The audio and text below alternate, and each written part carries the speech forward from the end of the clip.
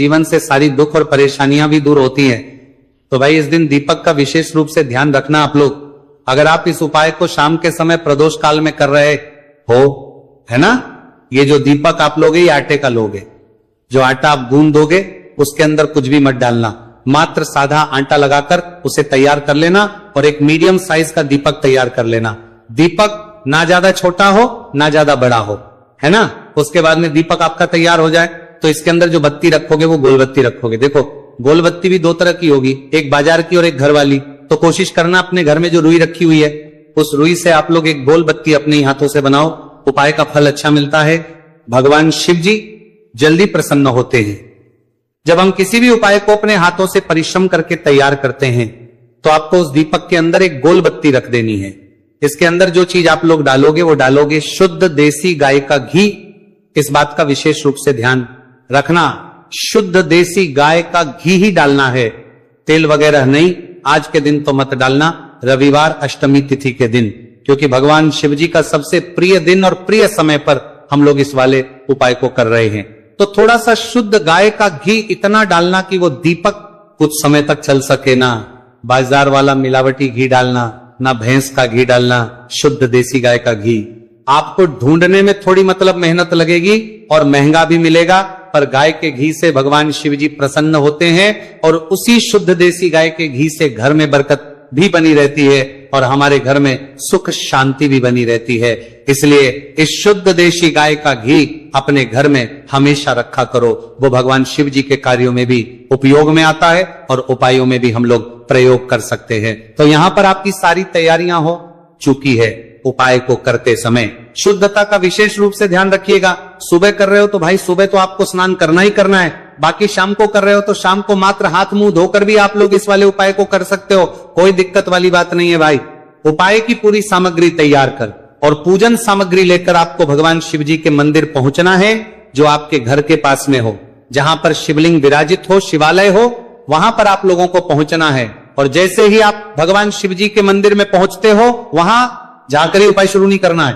पहले आपको भगवान शिव जी की पूजन अर्चना करना है। पूजन अर्चना कैसे करोगे? सुबह के समय गए हो तो एक लोटा जल वगैरह जो भी पूजन सामग्री लेकर गए हो उससे पहले पूजन सामग्री आप लोग मतलब पूजन भगवान शिव जी की कर लो। जो व्यक्ति सिर्फ एक लोटा जल लेकर गए हैं वो शिव जी के शिवलिंग पर मात्र एक लोटा जल एक धारा से धीरे धीरे करके चढ़ा लो। अपनी पूजन अर्चना आप लोग जो है पूरी कर लो पहले। उसी के बाद अगर आप शाम के समय कर रहे हो तो पहले जाकर बैठना है भगवान शिव जी के शिवलिंग के पास में। आप जो दीपक तैयार करके लेकर आए हो उस दीपक को पहले जलाना है। ये जो दीपक आप लोग जलाओगे ना, ये किसी और की माचिस से मत जला, अपनी ही माचिस अपने ही घर से लेकर आना और इस दीपक को अपनी ही माचिस से जलाना। अगर आपने मंदिर की माचिस या किसी और की माचिस ले ली, इस उपाय को करने में इस उपाय का फल उस व्यक्ति को भी बहुत मिल जाएगा। इस बात का ध्यान रखना। अपने घर से अपनी ही माचिस लेकर जाना और इस दीपक को जलाना। दीपक को जलाने के बाद भगवान शिव जी की शिवलिंग के पास में रख देना। शिवलिंग के इतना पास में मत रखना कि शिव जी को आंच लगे, थोड़ी सी दूरी बनाकर ही जो है इस दीपक को शिवलिंग के पास में आप लोग रख दीजिएगा। अब जैसे ही आपकी पूजन अर्चना हो जाती है भगवान शिव जी के शिवलिंग के सामने या आसपास कहीं पर भी बैठ जाइए उपाय को करने के लिए। और उपाय को करने से पहले आप लोग अपनी वो चारों पूजन सामग्री निकाल लीजिए। उपाय की जो सामग्री है वो निकाल लीजिए और भगवान शिव जी के शिवलिंग के ऊपर एक माता अशोक सुंदरी जी का स्थान देख लीजिए। माता अशोक सुंदरी जी का जो स्थान होता है वो जलाधारी के ऊपर होता है। जलाधारी के बिल्कुल बीचों बीच में होता है। आप लोगों ने देखा भी होगा शिवलिंग की जलाधारी होती है। जलाधारी के बिल्कुल बीचों बीच का जो स्थान होगा वो माता अशोक सुंदरी जी का स्थान होगा, क्योंकि यहीं पर हमें ये जो है उपाय को करना है। सबसे पहली चीज, अब हम उपाय को करना शुरू करते हैं। आप सबसे पहले अपनी एक बेलपत्र उठा लो। एक बेलपत्र को आपको माता अशोक सुंदरी जी वाले स्थान पर सबसे पहले समर्पित करना है।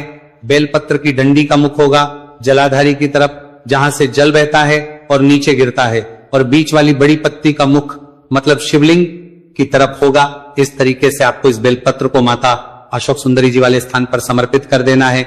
उसके बाद में अपनी एक शमी पत्र उठा लो जो आप उपाय के लिए लेकर आए हुए हो। शमी पत्र को उठाकर शमी पत्र की भी जो डंडी का भाग होगा वो जल की तरफ करके, जहां से जल बहता है नीचे गिरता है, उस तरफ करके और पत्ती वाला भाग शिवलिंग की तरफ करके इस शमी पत्र को भी उस बेल पत्र के ऊपर आपको समर्पित कर देना है। समर्पित करने के बाद अब आप ले लो अपना एक लाल फूल जो आप उपाय को करने के लिए लेकर आए हुए हो। इस लाल फूल का जो खिला हुआ भाग होगा, चाहे वो गुलाब का फूल हो, चाहे कोई सा फूल जो शिवलिंग पर चढ़ता हो, भाई उस फूल का जो खिला हुआ भाग होगा वो शिवलिंग की तरफ होगा। बाकी जो पीछे का भाग होगा फूल का वो जलाधारी की तरफ, जहां से जल बहता है नीचे गिरता है उस तरफ होगा। और आखिरी में आपका जो एक सफेद फूल बचा हुआ है, इस सफेद फूल को भी आपको लेना है और सफेद फूल का जो खिला हुआ भाग होगा वो शिवलिंग की तरफ होगा। जहां पर शिवलिंग रखा हुआ है उस तरफ होगा और डंडी का भाग जलाधारी के पीछे की तरफ हो जाएगा। मतलब जो जहां से जल बहता है और नीचे गिरता है, जब आप एक बेलपत्र, एक शमी पत्र और एक लाल फूल, एक सफेद फूल चढ़ा रहे हो तो उस समय